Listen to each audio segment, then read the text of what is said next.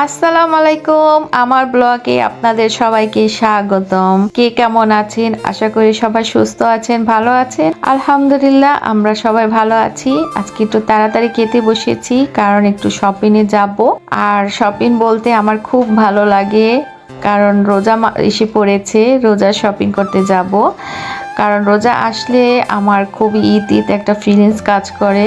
কারণ আমার আর জায়নের আব্বুর খুব ফেভারিট মাস হচ্ছে রোজার মাস। এখন আমরা বের হয়ে যাচ্ছি, বাই বাই।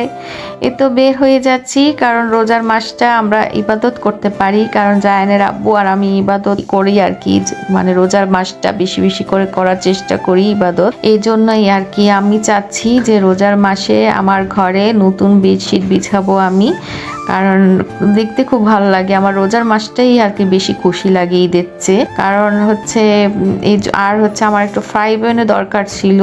আর এখানে খিলগা তালতলা আসার কারণ হচ্ছে এখানে অনেক খাবারের দোকান আছে।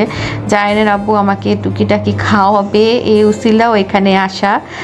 আর বিশ্বাস করেন এখানে খুবই দোকান, এত দোকান যে কল্পনা অধিক। খাবারের দোকানের কোনো অভাব নাই খিলগাঁও তালতলায়। আমি ফার্স্ট এসেছি, কথা বলতে বলতে চলেও এসে বললাম, ঠিক না?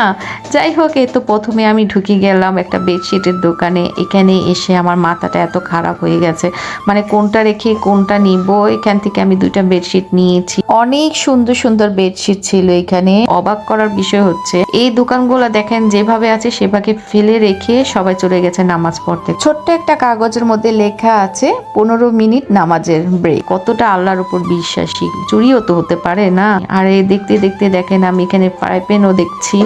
আমার আপাতত আমার একটা ফ্রাই প্যান পছন্দ হয়েছে, সেটা আমি নিয়েছি। আল্লাহর উপরে আর কোনো কিছু নাই। আল্লাহকে বিশ্বাস করেন, আল্লাহকে ডাকেন, দেখবেন সব কিছুই পাবেন। আমি বিশ্বাসী, আমার আল্লাহ আমাকে কোনো সময় দুঃখে রাখেনি, সব সময় কৃতজ্ঞ জানাই। আমি যতটুকু আছি আলহামদুলিল্লাহ আছি। আমি মনে হয় একটু বেশি পেঁচার পারতেছি, ঠিক না? আপনারাই বলেন আমি বেশি পেঁচার পারতেছি না? এই চাপটারই আমি বাদ দিয়ে দিলাম। এই আপনাকে একটা মজার একটা জিলাপির কথা বলি, একটা অস্থির একটা জিলাপি জায়না আব্বু আমাকে খাইয়েছে।